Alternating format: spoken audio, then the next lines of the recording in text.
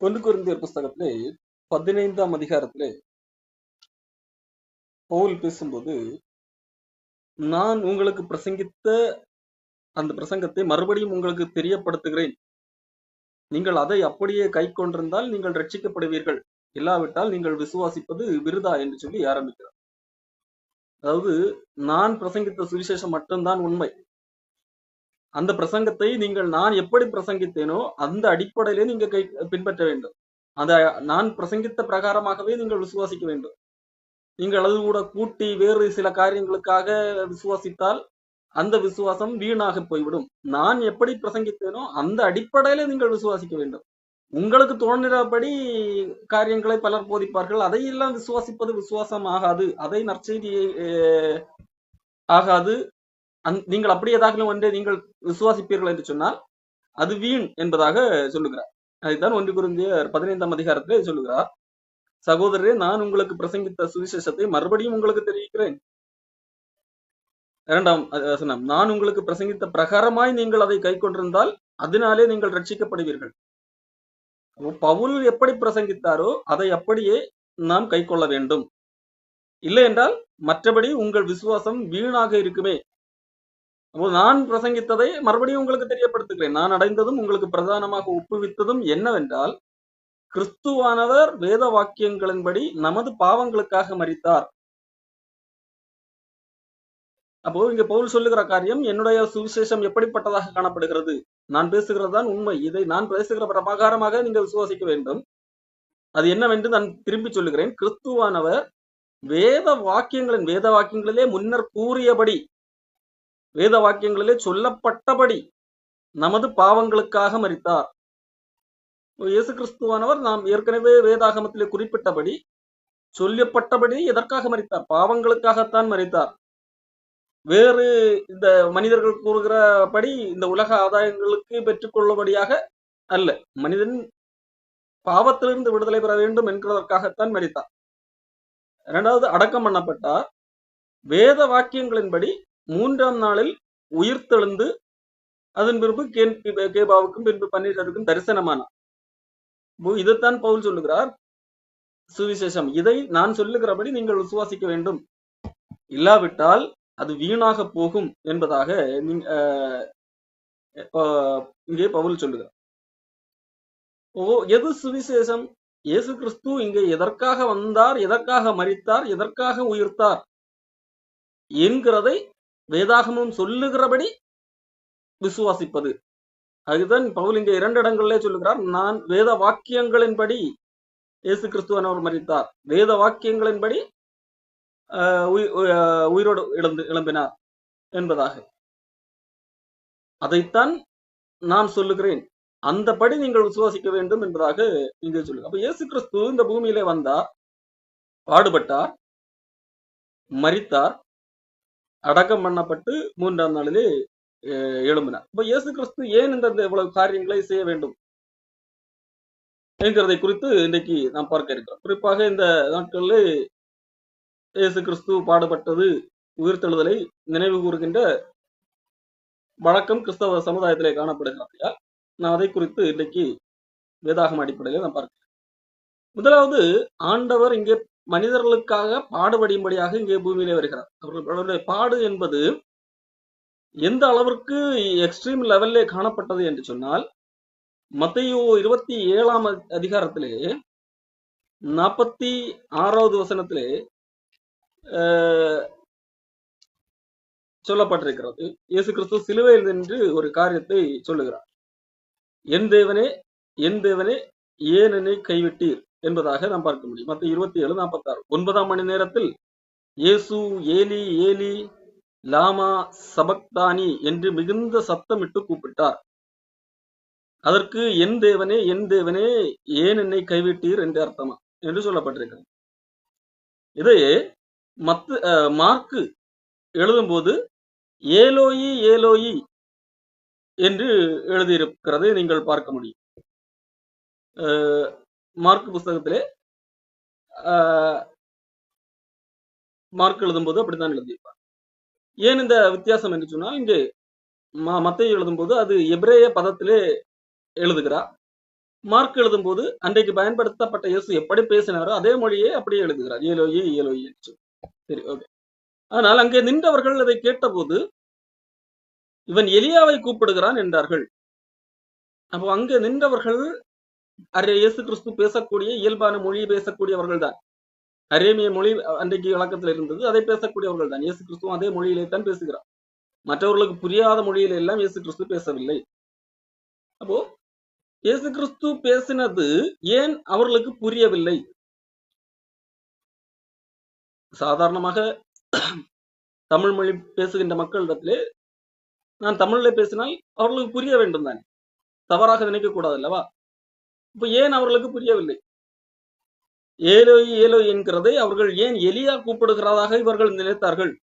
சிலர் அதை கேட்டபொழுது இவன் எலியாவை கூப்பிடுகிறான் என்றார்கள். ஏன் இல்லை, இது அவர்களுக்கு பழக்கப்பட்ட ஒரு காரியம்தான். அவர்கள் இது சங்கீதத்திலே வேறு தீர்க்க தரிசனமாக சொல்லப்பட்டது, சங்கீதம் 22. அப்ப அதெல்லாம் இவர்கள் அடிக்கடி கேட்கிற, வாசிக்கிற, இன்னும் காணாமல் படித்து வைத்திருக்கிற ஒரு பகுதி தான். அப்படி இருக்க அதே வார்த்தையை இயேசு கிறிஸ்து சொல்லும் போது இவர்களுக்கு எப்படி விளங்காமல் போகும்? ஏன் இதை எலியாவை கூப்பிடுகிறான் என்று சொல்லி தவறாக புரிந்து கொண்டார்கள் என்றால், இயேசு கிறிஸ்து பேசினது அவர்களுக்கு விளங்கவில்லை. காரணம் அங்கே சொல்லப்படுகிறது 46ஆம் வசனத்திலே, இயேசு ஏலி ஏலி லாமா சபத்கான் என்று மிகுந்த சப்தமிட்டு கூப்பிட்டார். அதற்கு முந்தைய வசனம் 45ஆம் வசனம், மத்தேயு 27:45, 6ஆம் மணி நேரம் முதல் 9ஆம் மணி நேரம் வரைக்கும் பூமி எங்கும் அந்தகாரம் உண்டாயிற்று. 3 மணி நேரம் இருள் சூழ்ந்திருந்தது. அந்த வேளையிலே தான் இயேசு கூப்பிடுகிறார். இயேசு இங்கே சத்தமிட்டு கூப்பிடுகிறார். அதாவது இயேசு இங்கே அழுதபடியே இந்த வார்த்தையை பேசுகிறார். அழுதபடியே பேசுகிறதுனால் அவர்களுக்கு அந்த வார்த்தை வெளியே சரியாக கேட்கவில்லை. இயல்பாக நார்மலாக பேசுகிற வார்த்தைக்கும் ஒருவர் அழுது கொண்டு பேசுகிற வார்த்தையும் சரியாக விளங்காது. ஆகவே தான் இங்கே அவர்களுக்கு அவர்கள் மொழியிலே பேசின ஒரு வார்த்தை அவர்களுக்கு விளங்காமல் போனது. அவர்கள் தவறாக நினைக்கிறார்கள். அது காரணம் இங்கே நான் சொல்ல வருகிற காரியம், இயேசு கிறிஸ்து அந்த அளவிற்கு அவர் பேசுகிற ஒரு வார்த்தை மற்றவர்களுக்கு புரியாத அளவிற்கு அவர் அழுது அழுது கதறி இந்த வார்த்தையை பேசக்கூடிய நிலைமையிலே காணப்பட்டார். இயேசு கிறிஸ்து எந்த அளவிற்கான பாடுபட்டார் என்கிறதை காண்பிப்பதற்காகத்தான் இந்த பகுதி காணப்படுகிறது. அப்போ இது எந்த அளவிற்கு வேதனை அவருக்கு காணப்பட்டால் அந்த அளவிற்கு கதறி இந்த வார்த்தையை பேச முடியும். என் தேவனே என் தேவனே என்னை கைவிட்டீர் என்று சொல்வதற்கு காரணம் என்ன? இயேசு கிறிஸ்து இதற்கு முன்பதாக தன்னுடைய சீடர்களிடத்திலே பல முறை சொல்லுகிறார், நான் ஒரு காலம் தனித்திறேன், பிதா என்னோடு கூட இருக்கிறார், நானும் பிதாவும் ஒன்றாக இருக்கிறோம், ஒரு காலம் பிரிந்தது கிடையாது, இப்படியெல்லாம் சொல்லியிருக்கு. ஆனால் இங்கே சிலுவையில் நின்று கொண்டு கேட்கிறார், ஏன் என்னை கைவிட்டீர் என்பதாக கேட்கிறார். இயேசு கிறிஸ்து முதலாக ஒரு தனிமையை உணர்கிறதை இங்கே நாம் பார்க்க முடிகிறது. அந்த அளவிற்கு இயேசு கிறிஸ்து பாடுபடுவதற்கு காரணம் என்ன? மனிதர்கள் செய்த பாவத்தின் விளைவால் மனிதர்களுக்கு மரணம் உண்டாகிறது, மனிதர்கள் மரிக்கிறவர்களாக இருக்கிறார்கள், தேவனை விட்டு என்றென்றைக்கும் பிரிந்த நிலைமையிலே காணப்படுகிறார்கள். அப்ப அந்த பிரிவை நீக்கி மனிதர்களை மீட்கும்படியாக மனிதர்கள் பெற வேண்டிய தண்டனையை தான் பெற்று அந்த மனிதர்களுக்கு ஒரு விடுதலை வாங்கி தரும்படியாக இயேசு கிறிஸ்து வருகிறார். அப்படி வரும்போது மனிதர்களுக்கான தண்டனையை பெற்றுக் கொள்ளும்போது மனிதர்களுடைய பாவத்தை சுமக்கிறவராக காணப்படுகிறார். வேதாகமம் சொல்லுகிறது, பாவமறியாத அவரை பாவமாக்கினார் என்று சொல்லி. அப்போ இயேசு கிறிஸ்து நமக்காக பாவமாக்கப்பட்டார். அதாவது இயேசு கிறிஸ்து மீது நம்முடைய பாவங்கள் சுமத்தப்பட்டது.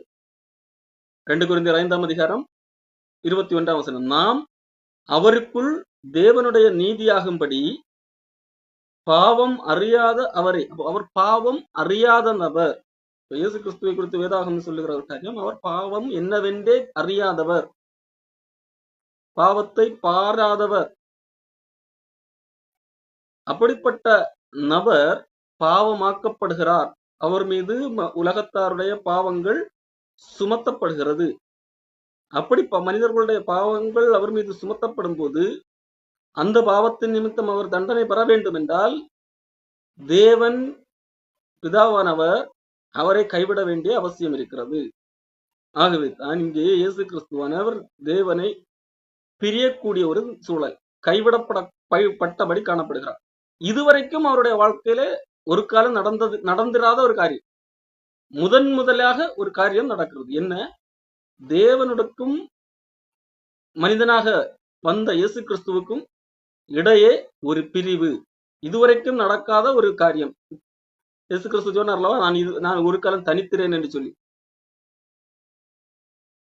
ஆனால் இங்கே தனித்து விடப்படுகின்ற ஒரு சூழலே அவர் காணப்படுகிறார். ஆகவே தான் அந்த அளவுக்கு கேட்கிற மக்களுக்கே புரியாத அளவிற்கு அவர் கதறியபடி அவருடைய வாயிலிருந்து அந்த வார்த்தை புறப்படுகிறது. மனிதர்கள் புரிந்து கொள்ளாதபடிக்கு அந்த அளவிற்கு அவர் பேசக்கூடிய நிலைமையில காணப்படுகிறார் என்று சொன்னால், எந்த அளவிற்கு அவர் வார்த்தைகள் குளறி மற்றவர்கள் புரியாதபடிக்கு அவர் அழுகிறபடி காணப்படுகிறார்.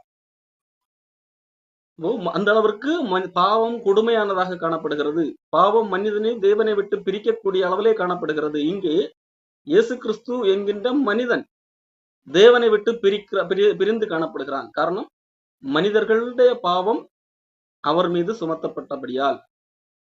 அவர் பாவம் அறியாதவர். ஆனால் பாவம் அறியாத அவர் மனிதர்களுடைய பாவத்துக்காக அங்கே தண்டனை வாங்கி கொண்டிருக்கிறார்.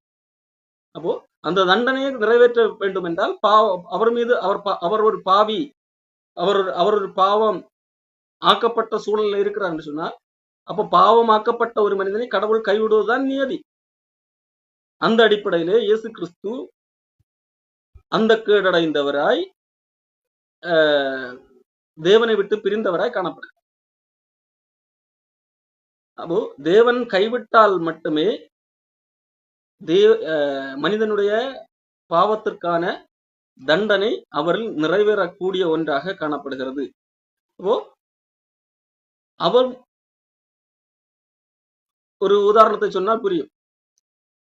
எல்கேஜி, யுகேஜி சின்ன வயது குழந்தைகளை முதலாக அந்த பள்ளிக்கூடத்திற்கு பெற்றோர்கள் கொண்டு விடுவார்கள். அப்படி கொண்டு விட போகும்போது ஒருவேளை ஜாலியாக போவார்கள். கொண்டு விட்டு திருப்பி பெற்றோர்கள் அந்த பிள்ளைகளை ஸ்கூல்ல முதலாக ஸ்கூல்ல சேர்த்து விட்டு திரும்பி போவார்கள் அல்லவா? அதற்கு முன்பதாக அந்த பிள்ளைகள் என்னது, இதுவரைக்கும் ஒரு காலம் அந்த பெற்றோரை விட்டு பிரிந்திருக்க கூடிய சூழல் வந்திருக்காது. முதன்முறையாக பள்ளிக்கூடத்திலே விட்டு பெற்றோர்கள் போகிறார்கள் என்று சொல்லும் போது எல்லாமே என்னது, தேம்பி அழும். இயேசு கிறிஸ்துவும் அப்படிப்பட்ட ஒரு சூழலில் தான் காணப்படுகிறார். இயேசு கிறிஸ்துவுக்கும் இது ஒரு முதல் அனுபவமாக இருக்கிறது. பிதாவை விட்டு இதற்கு முன்பதாக பலமுறை பிரிந்து போன அனுபவங்கள் கிடையாது. இதுதான் ஒரு முதல் அனுபவம். எப்படி அந்த பள்ளிக்கூடத்திலே போய் விட்ட குழந்தை முதன்முறையாக பெற்றோரை விட்டு பிரியும் போது அழுகிறதோ, அடுத்தது 2-3 நாட்கள் எல்லாம் கழிந்த பின்பதாக அது பழகிவிடும். அடுத்து பின்பதாக அழா எல்லாம் செய்யாது. ஆனால் அந்த முதன்முறை கண்டிப்பாக எல்லா குழந்தைகளும் பெரும்பாலும் அழக்கூடிய ஒன்றாக காணப்படும். காரணம், அது அதற்கு முன்பதாக அப்படிப்பட்ட ஒரு அனுபவம் இல்லாததான் அதற்கு காரணம். இயேசு கிறிஸ்து இங்கே அழுகிறார், கெஞ்சுகிறார், கதறுகிறார் என்று சொன்னால் அதற்கு முன்பதாக அவருக்கு அப்படிப்பட்ட ஒரு அனுபவம் இல்லை. ஏசாயா 53ஆம் அதிகாரம் இங்கே சொல்லப்படுகிறது 10ஆம் வசனத்திலே, கர்த்தரோ அவரை நொறுக்க சித்தமாகி அவரை பாடுகளுக்கு உட்படுத்தினார். அவருடைய ஆத்துமா தன்னை குற்ற நிவாரண பலியாக ஒப்பு கொடுக்கும் போது அவர் சந்ததியை கண்டு நீடித்த நாளா இருப்பார் என்று சொல்லப்படும். அப்போ இங்கே கர்த்தர் அவரை நொறுக்க சித்தமாகி அவரை பாடுகளுக்கு உட்படுத்தினார் என்று சொல்லப்பட்டிருக்கிறது. பிதாவானவர் இயேசு கிறிஸ்துவை ஒரே பேரான குமாரனை நொறுக்க சித்தமுள்ளவராக காணப்பட்டார். அது நிமித்தம் இயேசு கிறிஸ்து தேவனை விட்டு பிரிய நேரிடுகிறது.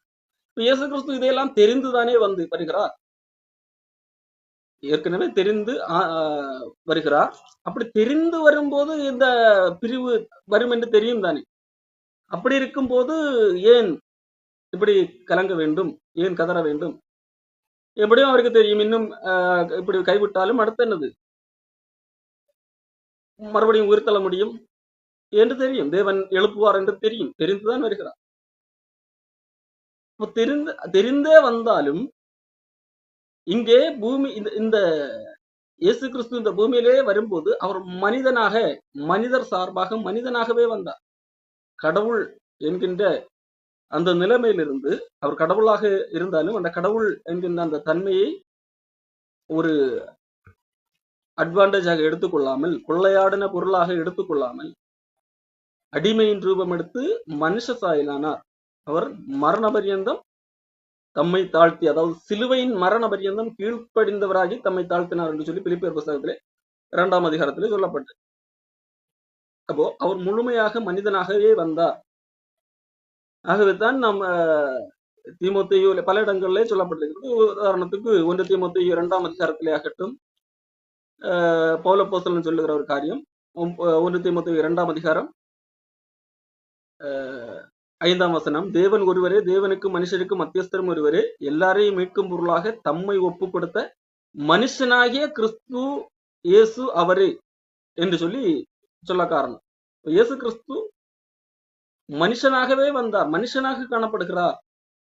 அப்போ அவர் இங்க பூமியில காணப்படும் ஒரு மனிதன், இங்க எல்லாம் தெரிந்தாலும் ஒரு மனிதனுக்குரிய எல்லா அந்த உணர்வுகளும் தனக்கு தன்னகத்தை காணப்படுகிறதுனால் அந்த வலி, அந்த பிரிவு அவரால் தாங்க முடியாத ஒன்றாக தெரிந்ததே ஒரு விஷயமே ஆனாலும் அது முதல் முறையாக சம்பவிக்கும் போது அவரால் தாங்க முடியாத ஒன்றாத இல்லை. அப்போ அவர் நம்முடைய பாவங்களுக்காக காயம்பட்டார். இதெல்லாம் ஏசாயா 53ஆம் அதிகாரத்திலே சொல்லப்பட்டிருக்கிறது. இதைத்தான் அப்போஸ்தலர் பவுல் அப்போஸ்தலன் சொல்லுகிறார், வேத வாக்கியங்களின்படி நம்முடைய பாவங்களுக்காக என்று சொல்லுங்க. இதுதான் சுவிசேஷத்தின் முக்கியமான ஒரு பகுதி. இயேசு கிறிஸ்து ஏன் பாடுபட வேண்டும், இவ்வளவு ரத்தம் சிந்த வேண்டும், ஏன் பிதாவை விட்டு பிரியக்கூடிய சூழலுக்கு அவர் கதற வேண்டும் என்றால் அந்த அளவிற்கு நம்முடைய பாவம் காணப்பட்டது. நம்முடைய பாவங்களுக்காகத்தான் அவர் மரிக்கிறார். அப்போ அந்த பாவம் மிக கொடுமையானது. மாறாக நம்ம ஒரு வறுமையில் இருக்கிறோம், நம்மளை பணக்காரராக்குவதற்காக இங்கே வர வேண்டிய அவசியம் கிடையாது. அது என்னது, அது ஒரு விஷயம் கிடையாது. ஆனால் பாவம் ஒரு பெரிய ஒரு விஷயமாக காணப்படுகிறது. பாவம் என்ன செய்கிறது, அது தேவ உறவை இழக்க செய்யக்கூடிய ஒன்றாக இருக்கு. ஒருவன் பணக்காரனாக இருப்பதோ ஏழையாக இருப்பதோ அதற்கும் தேவ உறவுக்கும் சம்பந்தம் கிடையாது. ஆனால் ஒருவன் பாவியாக இருப்பதும் நீதிமானாக இருப்பதும் அது தேவனுடைய உறவு சம்பந்தப்பட்ட ஒரு விஷயம் அங்கே காணப்படுகிறது. அங்கே தேவனுக்கும் மனிதனுக்கும் இடையே பிரிவை நிர்ணயிக்கக்கூடிய ஒரு கட்டமாக இங்கே பாவம் காணப்படுகிறது. எது முக்கியமோ அதற்காகத்தான் இயேசு கிறிஸ்து இங்கே வர வேண்டிய அவசியம் காணப்படுகிறது. அப்படிப்பட்ட இயேசு கிறிஸ்து பாடுபடுகிறார், அவர் மரிக்கிறார். அப்புறம் இயேசு கிறிஸ்து பாடுபட்டு மரிக்கிறார், மரித்து அடக்கம் பண்ணப்படுகிறார், அவர் பாதாளத்துக்கு இறங்குகிறார். அப்போ இயேசு கிறிஸ்து மரித்து ஒரு பாவி அடைகின்ற ஒரு பாவி அடைகின்ற தண்டனையை இயேசு கிறிஸ்து அடைகிறார். ஆனால் அவர் பாவம் செய்யவில்லை. அப்படிப்பட்ட நிலைமையிலே தான் பாவம் செய்யாத ஒரு நபர் பாவத்திற்கான தண்டனை அடைந்த ஒரு காரியம் காணப்படுகிறது. இது நியாயமற்ற ஒரு தன்மை. பாவம் செய்யாத ஒரு நபர் பாவத்துக்கான தண்டனை அடைவது ஒரு நியாயமற்ற தன்மை. ஆகவே அவர் அடைந்த தண்டனையை ஏற்கனவே பாவம் செய்து தண்டிக்கப்பட வேண்டிய மக்கள் இருக்கிறார்கள் அல்லவா, அதற்காக பதிலீடு செய்யப்படுகிறது. அந்த அடிப்படையிலே தான் இயேசு கிறிஸ்து மனிதர்களுடைய பாவங்களுக்கான கிருபாதார பலியாக காணப்படுகிறார். மனிதர்கள் செய்த பாவத்திற்கான பலியாக அங்கே காணப்படுகிறார். பலியாக அவங்க தேவனை விட்டு பிரிகிறார், அவர் மரிக்கிறார், அடக்கம் பண்ணப்படுகிறார். அடக்கம் பண்ண பின்பதாக வேதாகம் சொல்லுகிறது, அவர் வேத வாக்கியங்களின்படி 3ஆம் நாள் உயிரோடு எழும்பினார் சொல்லி. அவர் ஏன் உயிரோடு எழும்ப வேண்டும்? அவர் மரிக்கும் போது, அவர் நம்முடைய பாவங்களுக்காக மரிக்கும் போது மனிதர்களுடைய பாவத்திற்கான தண்டனைக்கே அஹ், கிரயம் செலுத்தப்பட்டு தீர்ந்து விட்டது. மனிதர்களுடைய பாவத்திற்கான தண்டனை அங்கே இயேசு கிறிஸ்துடைய மரணத்திலே அங்கே நிறைவேறுகிறது. இப்போ நம்முடைய பாவங்களுக்காக அவர் மரித்தார். அப்போ நம்முடைய பாவம் அதற்கான தண்டனை அங்கே தீர்க்கப்பட்டு விட்டது. அப்புறம் அதன் பிறகு அவர் ஏன் உயிர்த்தெழ வேண்டும்? அவர் உயிர்த்தெழாமல் அப்படி ஆவி நிலையிலே அங்கு பரலோகத்திலே காணப்பட்டிருக்கலாமே. அவர் திருப்பி இதற்காக உயிர்த்தெழுது இங்கே வர வேண்டும் என்கின்ற ஒரு கேள்வி காணப்படும்.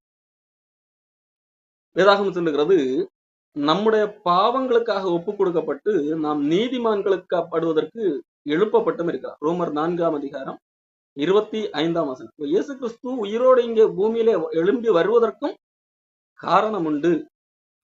நம்முடைய பாவங்களுக்காக ஒப்பு கொடுக்கப்பட்டார், உண்மை. நம்முடைய பாவங்கள் அது நிமித்தமாக பாவத்திற்கான தண்டனை அங்கு கிரயம் செலுத்தப்பட்டு விட்டது, உண்மை.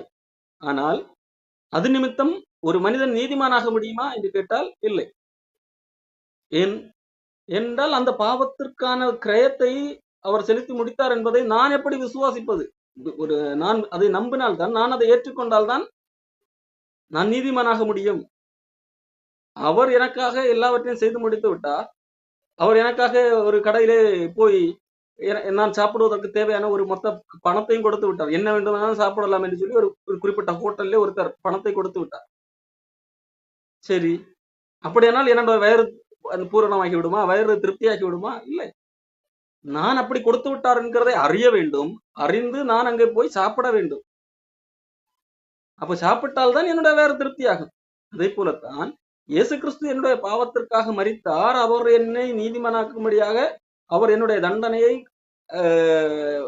நிவர்த்தி செய்யும்படியாக அவர் மரித்து என்னுடைய தண்டனையை அவர் வாங்கி கொண்டார். அது அவருடைய மரணத்திலே நிறைவேறிவிட்டது. அது நிமித்தம் நான் நீதிமானாக்கி விடுகிறேனா? இல்லை. நான் நீதிமானாக வேண்டும் என்றால் அந்த விஷயம் எனக்கு அறிவிக்கப்பட வேண்டும். நான் அதை விசுவாசிக்க வேண்டும். ஆமாம், இயேசு கிறிஸ்து என்னுடைய பாவத்திற்காக மரித்தார், அப்போ நான் என்னுடைய பாவத்தின் தண்டனை அவர் சுமந்து கொண்டார் என்கிறதை நான் உள்வாங்கிக் கொள்ள வேண்டும். அதற்கு நான் விசுவாசிக்கத்தக்கதான ஒரு காரியம் நடக்க வேண்டும். ஆகவே அவர் உயிர்த்தெழ வேண்டியது அவசியமாக இருக்கு. நம்முடைய பாவங்களுக்காக ஒப்பு கொடுக்கப்பட்டா அதே போல நாம் நீதிமான்களாக்கப்பட வேண்டும். பாவத்திற்காக ஒப்பு கொடுக்கப்பட்டார். அது நான் அறிந்து விசுவாசித்தால் மட்டுமே நான் நீதிமானாக முடியும். இல்லை என்றால் அந்த செய்தி எனக்கு அறிவிக்கப்படாவிட்டால், நான் அதை நம்பாவிட்டால் நான் நீதிமானாக முடியாது. அவர் செலுத்தி விட்டார் கிரயத்தை. ஒருத்தர் ஹோட்டல்ல எனக்கான பில்லை செலுத்தி விட்டார். ஆனால் அது எப்பொழுது எனக்கு வந்து சேர்கிறது? நான் அதை நம்ப வேண்டும். ஆமா, எனக்காக ஒருத்தர் உணவுக்கான செலவை ஏற்றிருக்கிறார், அது ஏற்கனவே பே பண்ணி விட்டார் என்று நான் நம்பினால்தான் நான் போய் சாப்பிடுவேன். மற்றபடி ஒருத்தர் செலுத்தி விட்டார் என்கிறத உடனடியாக நான் என்ன செய்து என்னுடைய வேறு என்னது நிரம்பி விடாது. அதுதான் ரோமர் 4ஆம் அதிகாரத்தில் 23ஆம் வசனம் ஆபிரகாமை குறித்து சொல்லப்படுறது. ஆபிரகாம் தேவனை விசுவாசித்தான், அது அவனுக்கு நீதியாக எண்ணப்பட்டது என்று சொல்லிவிட்டு, அது அவனுக்கு நீதியாக எண்ணப்பட்டது என்பது அவனுக்காக மாத்திரமல்ல, நமக்காகவும் எழுதப்பட்டிருக்கிறது. நம்முடைய கர்த்தராகிய இயேசுவை மரித்தோரிலிருந்து எழுப்பினவரை விசுவாசிக்கிற நமக்கும் அப்படியே எண்ணப்படும். விசுவாசிக்கிற நமக்கு எது எண்ணப்படும்? நம் விசுவாசிக்கிற விசுவாசம் நீதியாக எண்ணப்படும். அப்போ நாம் விசுவாசிக்க வேண்டும். இயேசு கிறிஸ்துவை மரித்தோரிலிருந்து எழுப்பினவரை நாம் விசுவாசிக்க வேண்டும். விசுவாசிக்கும் போதுதான் நாம் நீதிமான்களாக மாறுகிறோம். தொடர்ந்து தான் சொல்லுங்க, அவர் நம்முடைய பாவங்களுக்காக ஒப்பு கொடுக்கப்பட்டும் நாம் நீதிமான்களாக்கப்படுவதற்காக எழும்பப்பட்டும் காணப்படுகிறார். இயேசு கிறிஸ்து ஒருவேளை எழும்பாவிட்டால் நாம் நீதிமான்களாக இருக்க முடியாது. நான் கண்டிப்பாக அவர் எல்லாவற்றையும் பே பண்ணி இருந்தாலும் அதை நான் அறியாத காரணத்தால் நான் எப்படி இருப்பேன்? நான் நீதிமானாக இருக்க மாட்டேன். இங்க என்ன நடந்தது என்று சொன்னால், இயேசு கிறிஸ்து மனிதர்களுடைய பாவத்துக்கு அதன் தண்டனையை ஏற்று நீதிமானாகிய அவர் தண்டிக்கப்பட்டு அடக்கமண்டு பாதாளத்திலே இறங்குகிறார். அதன் அடுத்ததாக இயேசு கிறிஸ்து எந்த தவறும் செய்யாதவர், ஒரு நீதிபரர் தண்டனை அனுபவித்தார். அவருடைய நீதி அந்த அவருடைய அவர் நீதிபரராக இருக்கிறார். அவர் அடைந்த அந்த தண்டனை ஒட்டுமொத்த மனுகுலத்திற்கான மனுகுலம் அனுபவிக்க வேண்டிய அந்த தண்டனைக்கு இங்கே பதிலீடு செய்யப்படுகிறது. இப்ப இயேசு கிறிஸ்துவுடைய நீதி நிமித்தம் அவர் எழும்புகிறார். அவர் மட்டுமல்ல, அந்த இயேசு கிறிஸ்து என்னுடைய தண்டனையை ஏற்றுக்கொண்டார் என்று விசுவாசிக்கிற ஒவ்வொருவரும் அந்த நீதி நிமித்தம் எழுப்பப்படுகிறார்கள்.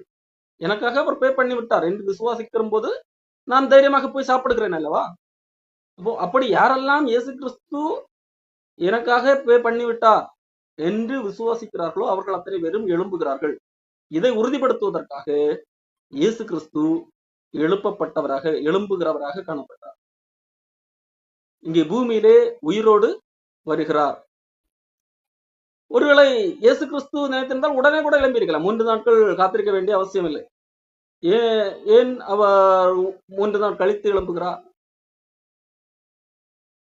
உடனே எழும்பியிருந்தால் இயேசு கிறிஸ்து மரித்ததையே மனிதன் நம்பி இருக்க மாட்டார். அவர் சற்று காலம் மயக்கத்தில் இருந்தார். அவர் உண்மையிலே மறிக்கவில்லை. கொஞ்ச நேரம் மயங்கி இருந்தால் அவர் எழும்பி விட்டார் என்று செய்திருப்பார். பொதுவாக அன்றைக்கு இருந்த யூதர்கள் 3 நாட்கள் கழிந்தால் அதன் பிறகு எல்லாம் முடிந்தது என்று எண்ணக்கூடியவர்களாக இருந்தார். ஆகவே முழுமையாக உறுதிப்படுத்தப்பட்ட அவர் மரித்து விட்டார் என்று உறுதிப்படுத்தப்பட்ட பின்பதாக அவர் மறுபடியும் மீண்டு வருகிறார். மட்டுமல்ல, இயேசு கிறிஸ்து தான் வாழ்ந்த காலத்திலே சொல்லுகிறார், மனுஷகுமாரன் யோனா எப்படி மீன் வயிற்றிலே 3 நாள் இருந்தாரோ அதே போல மனுஷகுமாரன் 3 நாள் பூமியின் இருதயத்தில் இருப்பார் என்று சொல்லுகிறார். இது உங்களுக்கு ஒரு அடையாளம். மனிதர்களுக்கு ஆண்டவர் ஒரு அடையாளத்தை கொடுக்கிறார். இயேசு கிறிஸ்து தான் மேசியா என்று சொல்லி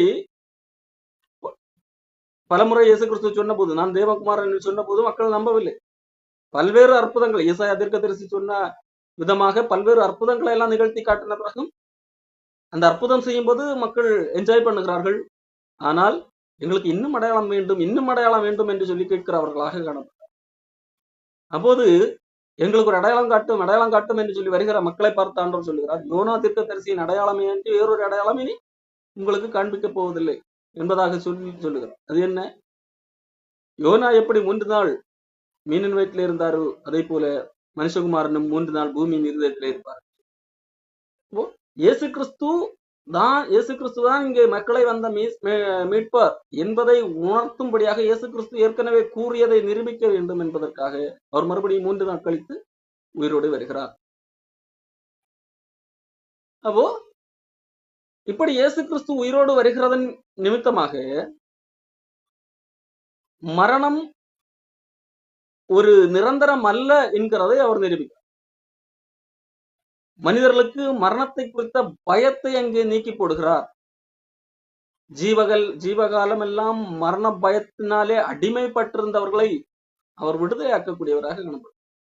மரணமே உன்னுடைய ஜெயம் எங்க? இவ்வளவு நாட்கள் மரணம் வெற்றி பெற்றதாக காணப்பட்டது. மரணம் எல்லா மனிதர்களும் மரணத்தின் முன்பாக தோற்கிறவர்களாக காணப்பட்டார்கள். ஆனால் ஆண்டவர் இயேசு கிறிஸ்து இல்லை, இந்த மரணம் தோற்று போகும். மரணத்தை நம்மால் மேற்கொள்ள முடியும். நம்மால் மரணமற்ற ஒரு வாழ்க்கையை வாழ முடியும். இந்த மரணம் நம்மை ஜெயிப்பது போல தோன்றினாலும் அந்த மரணத்தை நாம் மேற்கொண்டு அந்த உயிர் பெற்று வர முடியும் என்கிறதை இயேசு கிறிஸ்து நிரூபிக்கிறார். மனிதன் பாவம் செய்தபடியால் மரணம் வெற்றி பெற்றது. எல்லா மனிதர்களும் அங்கே மரணத்தின் முன்பாக தோற்று போகிறார்கள். மரணம் எல்லா மனிதர்களையும் ஆண்டு கொள்ளுகிறது. அப்போ இப்படி மரணத்தின் ஆட்சியிலே இருக்கின்ற மரணத்தின் பிடியிலே இருக்கின்ற மக்களிலிருந்து ஒரு மனிதர் இயேசு கிறிஸ்து உயிரோடு எழும்புகிறார். அப்போ அவர் இயேசு கிறிஸ்து உயிரோடு எழும்புறதன் நிமித்தமாக அவரை விசுவாசிக்கிறவர்களும் உயிரோடு எழும்ப முடியும் என்கிறதை நிரூபிக்கிறார். ஆகவே தான் இயேசு கிறிஸ்து உயிரோடு மனித பார்க்கத்தக்க விதத்திலே உயிரோடு எழும்பி வருகிறார். மனித சரீரத்திலே வருகிறார். வந்து சீடர்களிடத்திலே கேட்கிறார், சீடரிடத்திலே காட்டுகிறார், தன்னுடைய காயங்களை காட்டுகிறார். என்னுடைய காயங்களில் உன்னுடைய விரலை போடு என்று சொல்லி தோமாவிடத்திலே சொல்லுகிறார். அப்போ அதே நான் தான். நான் ஆவியாக அல்ல. எந்த சரீரத்திலே மரித்தேனோ நான் அப்படி உயிர் பெற்று வந்திருக்கிறேன். உயிர்த்தெழுதல் உண்டு. மரணம் தோற்றுவிட்டது. மரணத்தை ஜெயித்து வந்த என்னை இனி எந்த மரணமும் என்னை ஆட்கொள்ளாது என்கின்ற ஒரு உண்மையை ஆண்டவர் அங்கே வெளிப்படுத்துகிறார். எல்லா மனிதர்களுக்கும் காட்சி கொடுக்கிறார். இங்கே பவுலப்போஸ்தலன் சொல்லும் போது 1 கொரிந்தியர் 15ஆம் அதிகாரத்துல சொல்லும் போது கேபாவுக்கு 500 பேருக்கும் அதிகமான மக்களுக்கு காட்சி கொடுத்தார். அதன் பிறகு அகால பிறவி போன்ற எனக்கும் காட்சி கொடுத்தார் என்பதாக சொல்லி, இயேசு கிறிஸ்து மரித்தோரில் முதற் பலனாக உயிர்த்தெழுந்தார் என்று சொல்லி 1 கொரிந்தியர் 15ஆம் அதிகாரத்திலே 20ஆம் வசனத்திலே பவுலப்போஸ்தலன் சொல்லி, அவர் முதற் பலன், அவர் முதற் பலனாக அவர் எழுதுகிறார். அதன் பிறகாக ஒவ்வொருவரும் அப்படியே உயிர்த்தெழுவார்கள் என்பதாக இங்கே பவுல் எழுதி வைக்கிறார். அப்போ இயேசு கிறிஸ்து ஒரு முதற் பலனாக இருக்கிறார். அதன் பிறகு அவருடைய வருகையிலே எல்லாரும் எழும்புவார்கள் என்பதாக சொல்லி 1 கொரிந்தியர் 15:20, கிறிஸ்துவோ மரித்தோரிலிருந்து எழுந்து நித்திரை அடைந்தவர்களில் முதற் பலனானார். மரித்தவர்களிலிருந்து எழும்பினது இயேசு கிறிஸ்து முதல். இயேசு கிறிஸ்து பல அற்புதம் செய்தார். அதற்கு முன்பு பழைய ஏற்பாட்டிலும் எலியா, எலிசா எல்லாம் மரித்தவர்களை உயிர் பெற்று எழுப்பி இருக்கிறார்கள். ஆனால் அவர்கள் மறுபடியும் மரிப்பார்கள். வந்த மரணம் மறுபடியும் அங்கே மரணம் தான் ஆண்டு கொள்கிறது. எலியா ஒரு பிள்ளை எழுப்புகிறார் என்று சொன்னால் அந்த பிள்ளை மரணத்தை வென்றது போல தோற்றமளிக்கும். ஆனால் மறுபடியும் அந்த பிள்ளை மரிக்கும் போது அங்கே யார் ஜெயித்தது? மரணம் தான் ஜெயித்தது. இயேசு கிறிஸ்துவ சிலரை உயிரோடு எழுப்பினார், லாசருவை எழுப்பினார். அவர்கள் மறுபடியும் மரித்தார்கள். அப்போ அவர்கள் எழுப்பும் போது அவர்கள் மரணத்தை மீறி இயேசு எழுப்பினார். ஆனால் அங்கே மறுபடியும் அவர்கள் மரிக்கும் போது அங்கே யார் தான் வெற்றி பெற்றது? மரணம் வெற்றி பெற்றது. அப்போ அது அற்புதம். ஆனால் இயேசு கிறிஸ்து எழும்புகிறார் அல்லவா, மரணம் வெற்றி பெற்றது போன்ற தோன்றுகிறது. ஆனால் 3ஆம் நாளில் இயேசு கிறிஸ்து உயிரோடு எழும்பும் போது அங்கே மரணம் தோற்று போகிறது. இயேசு கிறிஸ்து என்கிற மனிதனுக்கு முன்பாக மரணம் தோற்று போகிறது. இயேசு கிறிஸ்து இங்கே மனிதனாக வந்து மனிதர் சார்பாக மனிதனாகவே ஜெயிக்கிறார், மரணத்தை மேற்கொள்ளுகிறார், மரணத்தை வெற்றி பெறுகிறார். மரணம் அங்கே தோற்று போகிறது. இப்படி முதற் பலனானவர் இயேசு கிறிஸ்து. மனுஷனால் மரணம் உண்டானபடியால் மனுஷனால் மரித்தோரின் உயிர்த்தெழுதலும் உண்டாயிற்று.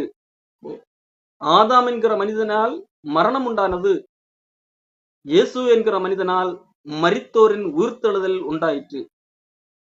ஆதாம் என்கிற மனிதன் மூலமாக, அவன் மரித்ததன் மூலமாக அவனுக்கு பின்பதாக வருகிற எல்லாரும் மரித்தார். இயேசு உயிர்த்தெழுந்ததன் மூலமாக இயேசுவுக்கு பின்பாக வருகிற எல்லாரும் உயிர்த்தெழக்கூடியவர்களாக காணப்படுகிறார். ஆதாமின் பிள்ளைகள் மரிக்கிறவர்களாக இருக்கிறார்கள்.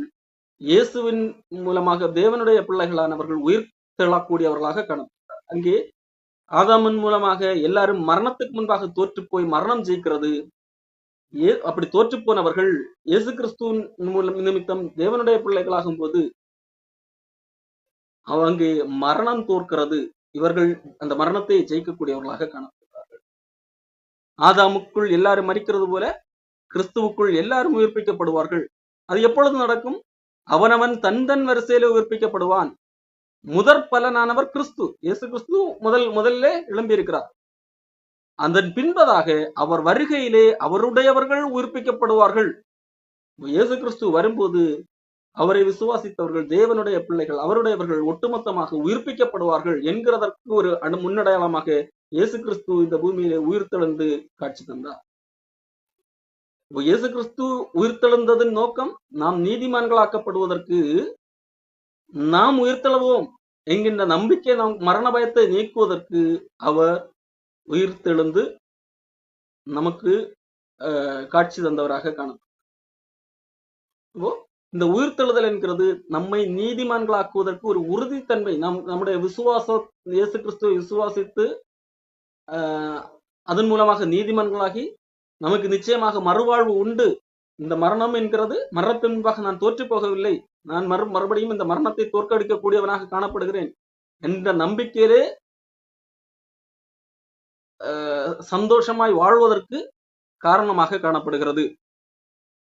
அதன் பிறகு முடிவு உண்டாகும். அப்பொழுது அவர் சகல துரத்தனங்களையும் சகல அதிகாரங்களையும் வல்லமைகளையும் பரிகரித்து தேவனும் பிதாவுமா இருக்கிறவருக்கு ராஜ்யத்தை ஒப்புக் கொடுப்பார். எல்லா சத்துருக்களையும் தமது பாதத்திற்கு கீழாக்கு போடும் வரைக்கும் அவர் ஆளுகை செய்ய வேண்டியது. பரிகரிக்கப்படும் கடைசி சத்துரு மரணம். அப்போ கடைசியாக ஆண்டவர் என்ன செய்கிறார்? மரணத்தை பரிகரிக்கிறார், கடைசியாக அழித்து போடுகிறார். மரணம் என்கிறது ஒரு சத்துருவாக காணப்படுகிறது. அவர் மரணத்தை அழிக்கக்கூடியவராக எல்லாருக்கும் மரணமற்ற ஒரு வாழ்க்கை காணப்படுகிறது. அந்த நிலைமைக்கு ஆண்டவர் செய்ய போகிறார். இதற்காக இயேசு கிறிஸ்து இங்கே பூமியிலே உயிர்த்தெழுந்து வர வேண்டியிருக்கிறோம். இல்லாவிட்டால் என்னது? அவர் மனிதனுடைய பாவத்திற்காக அவர் மரித்து பாவத்தை கிரயம் செய்து அப்படியே ஆவி நிலையிலே கூட போயிருக்க முடியும், பரலோகத்திலே போய் உட்கார்ந்திருக்க முடியும். ஆனால் இல்லை, மரணத்தை தோற்கடித்து விட்டேன் என்று சொல்லி மக்களுக்கு பறைசாற்றுகிறார். மரணம் எனக்கு முன்பாக, இயேசு என்கின்ற மனிதனுக்கு முன்பாக இவ்வளவு நாட்கள் ஜெயித்துக் கொண்டிருந்த மரணம் தோற்றுவிட்டது என்கிறதை அறிவித்து அவர் 40 நாட்கள் தன்னை எல்லாருக்கும் உயிரோடு இருக்கிறவராக காண்பிக்கிறார். அதன் பின்பதாகத்தான் அவர் பரத்துக்கு எடுத்துக்கொள்ளப்பட்டவராக காணப்படுது. அப்போ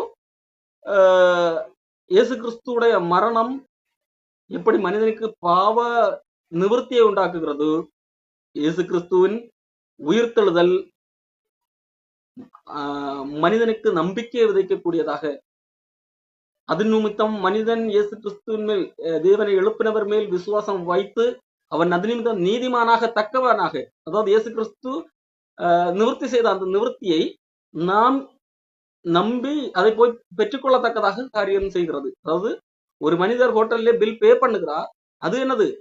அவனுக்குரிய சாப்பாட்டை எல்லாம் நிவர்த்தி செய்யக்கூடிய ஒரு ஏற்பாடுதான். ஆனால் எப்பொழுது அவர் வந்து என்னிடத்துல வந்து நான் உனக்காக பே பண்ணி விட்டேன் என்று சொல்லி அந்த ரசீதை காண்பிக்கிறாரோ, அப்பொழுதுதான் எனக்கு நம்பிக்கை வருகிறது. அந்த பில்லை காண்பிப்பது எனக்கு இனிமேலும் நம்பிக்கை வருகிறது. நான் தைரியமாக அந்த சாப்பாடை உள்வாங்கிக் கொள்ளுகிறேன், புசித்து திருப்தியாகிறேன். அதே போலதான் இயேசு கிறிஸ்து மரித்தது நிமித்தம் எனக்கு பாவ நிவர்த்தி உண்டாகிறது. அவர் உயிர்த்தெழுது வந்து, பார்த்தாயா நான் உயிர்த்தெழுந்தேன், இதே போல நீங்களும் உயிர்த்தெழ முடியும், உங்களுக்கான பாவத்தை கிரயத்தை செலுத்தி விட்டேன் என்று அறிவித்ததினால் நான் அதை விசுவாசிக்கும் போது நான் அதை பெற்றுக்கொள்ளக்கூடியவராக காணப்படும். அடுத்ததாக இயேசு கிறிஸ்து உயிர்த்தெழும்பினதினால் வேறொரு காரியத்தை ஆண்டவர் இங்கே சொல்லுகிறார். ரோமர் 8:11 இயேசுவை மரித்தோரிலிருந்து எழுப்பினவருடைய ஆவி உங்களில் வாசமாயிருந்தால், கிறிஸ்துவை மரித்தோரிலிருந்து எழுப்பினவர் உங்களில் வாசமாயிருக்கிற தம்முடைய ஆவியினாலே சாவுக்கு ஏதுவான உங்கள் சரீரங்களை உயிர்ப்பிப்பார். இது சாவுக்கு ஏதுவான சரீரம், இது உயிர்ப்பிக்கப்படும் என்று சொல்லி அந்த நம்பிக்கை நமக்குள்ளாக விதைக்கப்படுகிறது. சரி, அப்போஸ்தலர் 17ஆம் அதிகாரம் 31ஆம் வசனத்திலே சொல்லப்படும் போது, மேலும் ஒரு நாளை குறித்திருக்கிறார், அதிலே அவர் தாம் நியமித்த மனுஷனை கொண்டு பூலோகத்தை நீதியாக நியாயம் தீர்ப்பார். கடைசி நியாய தீர்ப்பை குறித்து இங்கே பவுல் பேசுகிறார். கடவுளை அறியாத ஒரு மக்கள், விக்கிரகங்களை வாங்கி கொண்டிருக்கிற மக்கள் மத்தியிலே பேசிக் கொண்டிருக்கும் போது பவுல் இந்த காரியத்தை பேசுகிறார். ஆண்டவர் ஒரு நாளை குறித்திருக்கிறார், அந்த நாளிலே அவர் தாம் நியமித்த மனிதனை கொண்டு பூலோகத்தை நீதியாக நியாயம் தீர்ப்பார். அந்த மனுஷனை மரித்தோரிலிருந்து எழுப்பினதுனாலே அதன் நிச்சயத்தை எல்லோருக்கும் வழங்க பண்ணினார். இப்ப இங்கே பவுல் சொல்லுகிற காரியம், தேவன் ஒரு மனிதனை கொண்டு முழு உலகத்தையும் நியாயம் தீர்ப்பார். இது எப்படி? இதுக்கு ஒரு நிச்சயம் என்ன தெரியுமா? அந்த மனிதன் உயிரோடு எழும்பி இருக்கிறார்.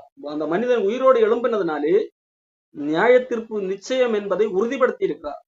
இயேசு கிறிஸ்து உயிர்த்தெழும்பதினாலே ஒரு காரியம் உறுதிப்படுத்தப்பட்டது. என்ன? இயேசு கிறிஸ்துவை கொண்டு நியாய தீர்ப்பு வழங்கப்படும் என்கின்ற ஒரு காரியம் சொல்லப்படும். உலகத்தை தாம் நியமித்த மனுஷன், இயேசு கிறிஸ்துவை இங்கே மனிதன் என்று சொல்வதற்கு காரணம், அவர் மனிதர் சார்பாக நின்று மனிதர் என்கின்ற அடிப்படையிலே தான் மரித்தார், மனிதர் என்கிற அடிப்படையிலே தான் உயிரோடு எழுந்தார். இயேசு கிறிஸ்து எந்த பாவமும் இல்லாமல் மரித்தபடியினால் அவருடைய நீதியை அவரை காப்பாற்றி அவரை உயிரோடு எழுப்பியது. மேலும் அவருடைய நீதி அவரை உயிரோடு எழுப்புவதற்கு மட்டுமல்ல, பாவம் செய்த எல்லா மனிதர்களையும் உயிரோடு எழுப்புவதற்கு போதுமானதாக இருக்கிறது. அந்த மனிதனை கொண்டு ஆண்டவர் நியாயம் தீர்ப்பார். எப்படி? அந்த மனிதனை விசுவாசிக்கிறவர்கள் நியாய தீர்ப்பிலிருந்து தப்புவிக்கப்படுகிறார்கள். அந்த மனிதனை விசுவாசியாதவர்களோ தண்டனைக்குள்ளாக்கப்படுகிறார்கள். ஏன்? அந்த மனிதன் பே பண்ணினான். அந்த மனிதன் ஒரு ஹோட்டல்ல ஒரு மனிதன் எனக்கு எல்லா சாப்பாட்டுக்குரிய தொகையும் கொடுத்து விட்டான், கொடுத்து விட்டு அறிவித்தும் விட்டான், பில்லையும் காண்பித்து விட்டான், ஆதாரத்தையும் காண்பித்து விட்டான்.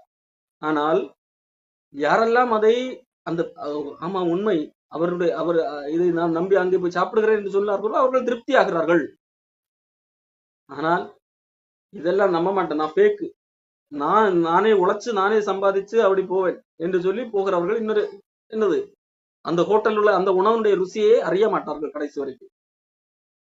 இங்கே அதே போல இயேசு கிறிஸ்து மூலமாகத்தான் நியாய தீர்ப்பு. இயேசு கிறிஸ்து தான் பாவத்திற்கான பலியை செலுத்தி பாவங்களுக்காக மரித்து பாவத்திற்கான கிருபாதர பலியாக காணப்பட்டு மரித்து அடக்கம் பண்ணப்பட்டு உயிரோடு எழும்பி வந்து நான் மரித்தேன், இந்த சதா காலங்களும் உயிரோடு இருக்கிறேன் என்று காண்பிக்கிறார். என்னை விசுவாசிக்கிறவன் மரித்தாலும் பிழைப்பான் என்று சொல்லி அறிவிக்கிறார். ஆனாலும் இல்லை வேண்டாம், நான் என்னுடைய செயல்களின் அடிப்படையிலே தான் நான் நீதிமானாக முடியும் என்று சொல்லி இருப்பவர்கள்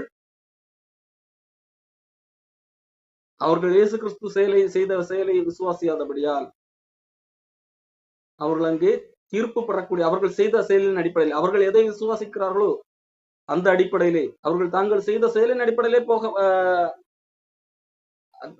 நீதிமானாக முடியும் என்று நினைக்கிறபடியால் அவர்கள் செய்த செயலின் அடிப்படையிலே அவர்களுக்கு தீர்ப்பு வழங்கப்படுகிறது. ஆனால் பிரச்சனை என்னவென்றால் அவர்கள் செய்த செயல் அவர்களை மரணத்தினின்று தப்புவிக்கத்தக்க விதத்திலே அந்த அளவிற்கு இல்லை. அவர்களுடைய செயல்களை நிறுத்து பார்க்கும்போது அது அவர்களை காப்பாற்றத்தக்க விதத்திலே போதுமானதாக இல்லை அவர்களுடைய நீதி. ஆகவே தாம் நியமித்த மனுஷனை கொண்டு உலகத்தை நியாயம் தீர்ப்பார். அதற்கு ஆதாரமாகத்தான் இங்கே இயேசு கிறிஸ்துவை அவர் உயிரோடு எழுப்பி அது நிச்சயத்தை எல்லாருக்கும் வழங்க பண்ணினார் என்று சொல்லி இங்கே பவுலப்போஸ்தலன் அங்கே காணப்பட்ட மக்களிடத்திலே மார்ஸ் மேடையிலே உள்ள மக்களிடத்திலே அங்கே சொல்லு. அப்போ இயேசு கிறிஸ்து மரித்தார், என்னுடைய பாவங்களுக்காக மரித்தார், என்னை நீதிமானாக்கும்படியாக உயிரோடு. இது எல்லாமே வேத வாக்கியங்களின்படி நடந்த சம்பவம். இதை நான் விசுவாசிக்க வேண்டும், அப்படியே விசுவாசிக்க வேண்டும். மாறாக இதை தவறாக இந்த உலக ஆதாயங்களுக்காக மனிதர்கள் பயன்படுத்துவார்கள் என்று சொன்னால், இந்த உலகத்திலே பொருள் பொன் பணம் சம்பாதிப்பதற்காக இந்த சுவிசேஷத்தை தவறாக பயன்படுத்துவார்கள் என்றால் அது அவர்களுக்கு பிரயோஜனப்படாது. அந்த ஹோட்டல்லே உள்ளவர் அந்த ஹோட்டல்லே உள்ள உணவுக்குத்தான் பே பண்ணினார்.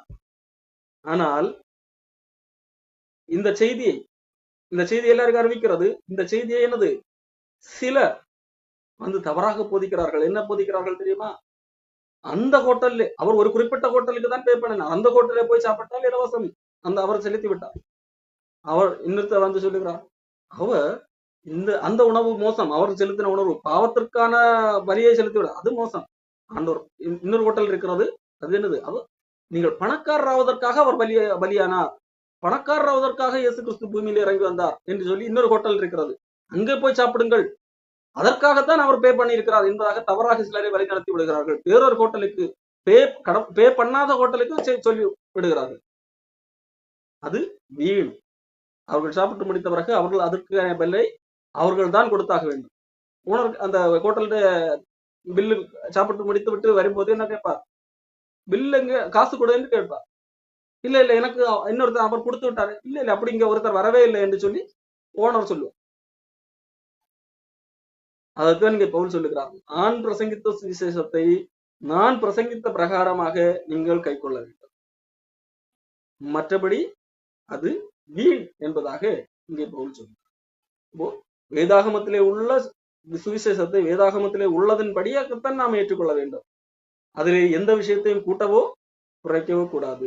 சிலர் சொல்வதுண்டு, சுவிசேஷம் இயேசு கிறிஸ்துவை விசுவாசித்தால் மட்டும் போதாது, பல்விதமான சடங்குகள் செய்ய வேண்டும், காணிக்கைகள் கொடுக்க வேண்டும், அப்பொழுதுதான் நீங்கள் பரலோகத்துக்கு போக வேண்டும், உங்கள் கிரியைகளின் அடிப்படையிலும் நீங்கள் தீர்க்கப்படுவீர்கள் என்பதாக சொல்வதுண்டு. அது வேதாகமம் சொல்லாத சுவிசேஷம். அது இந்த ஓனர் பே பண்ண ஹோட்டல், அது வேறு ஹோட்டல். அங்கே போய் நீங்கள் போவீர்கள் என்று சொன்னால் நீங்கள் தான் பே பண்ண வேண்டும். அது ஆகவே அந்த விசுவாசம் வீண். சிலர் சொல்வதுண்டு, ஆண்டவர் இயேசு கிறிஸ்து உங்களுக்காக மரித்தார், ஆகவே நீங்கள் எப்படி வேண்டுமானாலும் வாழுங்கள் என்பதாக சொல்வதுண்டு. அதுவும் வேதம் சொல்லாத இயேசு கிறிஸ்து. இயேசு கிறிஸ்து நம்முடைய பாவங்களுக்காக மரித்தார், நம்மை நீதிமன்களாக்கி இருக்கிறார், ஆகையால் நான் அதற்கேற்றபடி நீதிமன்களாக வாழ வேண்டும், அதற்கு ஏற்றபடி நாம் வெளிச்சத்தின் பிள்ளைகளாக, இருட்டிலிருந்து ஆண்டவர் வெளிச்சத்துக்கு கொண்டு வந்திருக்கிறார், ஆகவே நான் வெளிச்சத்துக்கு தேவனுக்கு பிரியமாக வாழ வேண்டும் என்கிறதான் வேதாகம் சொல்லுகிறது. ஆனால் இன்னொரு நபர் சொல்லுகிறார், அது ஒன்றும் பிரச்சனை கிடையாது, இயேசு கிறிஸ்து மரித்தார், உன்னுடைய பாவத்துக்காக மரித்தார்ங்கிறத விசுவாசிக்கிறாயா, எனக்கு மாசம் மாசம் காணிக்கை தவசமாக கொடுக்கிறாயா, போதும் நீ பரலோகத்துக்கு போவே என்று சொல்லி இன்னொருத்தர் பேசுகிறார் சொன்னால் அது கடவுள் இங்கே பே பண்ணாத வேறு ஹோட்டல். அந்த விசுவாசம் வீண். பவுல் திட்டவும் தெளிவாக சொல்வது 1 கொரிந்தியர் 15 நாங்கள் பிரசங்கித்த பிரகாரமாக நீங்கள் அதை கை கொண்டிருந்தால் அதனாலே நீங்கள் ரட்சிக்கப்படுவீர்கள், காப்பாற்றப்படுவீர்கள். நாங்கள் உங்களுக்கு அந்த மனிதன் எந்த ஹோட்டல்ல பே பண்ணாரோ அங்க போய் சாப்பிட்டாதான் உங்களுக்கு என்னது சாப்பாடு ஃப்ரீ. அதற்கு காரணம் அதற்கு பே பண்ணிவிட்டார். மற்றபடி சொல்லி விட்டாருன்னு சொல்லிட்டு வரவன் போறவன் இல்லைன்னு சொல்றாரு மாதிரி தப்பான இடத்துல போய் சாப்பிட்டால் என்னது, அதற்கான காசை நீங்கள் தான் கொடுக்க வேண்டும். இது போல வேதாகமும் சொல்லாத விதத்திலே நீங்களாக ஒன்றை விசுவாசித்து கொண்டிருப்பீர்கள் என்று சொன்னால் அந்த விசுவாசம் வீண் என்பதாக போச்சு. ஆகவே ஆண்டவர் நம் பாவங்களுக்காக பாடுபட்டார். எந்த விதமான பாவம்? இயேசு கிறிஸ்து கதறுகிறார், அவர் அழுகிறார், அவர் பேசுகிறது மற்றவர்களுக்கு புரியாத அளவிற்கு அவரிடத்திலே அந்த அழுகை காணப்பட்டது. என் தேவனே என் தேவனே என்று ஏன் என்னை கைவிட்டு, அந்த அளவிற்கு மனிதர்களுடைய பாவங்கள் ஒட்டுமொத்தமாக சுமத்தப்பட்டவராக, இதுவரைக்கும் சந்தித்திராத ஒரு காரியத்தை அவர் அன்றைக்கு முதலாக சந்தித்தவராக காணப்பட்டார். எதற்காக? மனிதர்களை பாவத்திலிருந்து விடுதலை ஆக்கிவிட்டார். அதே போல அடக்கம் பாவங்களுக்காக பாடுபட்டார், மரித்தார். அதோடு நிற்கவில்லை, நம்மை நீதிமான்களாக்கும்படியாக அவர் எழும்பியும் இருக்கிறார். அது நாம் நம்முடைய வாழ்க்கையில கடைபிடித்து தைரியமாக, மரணத்துக்கு பயப்படாமல் தைரியமாக வாழ்வோம். ஆண்டவர் நம்மை ஆசீர்வதிப்பார்.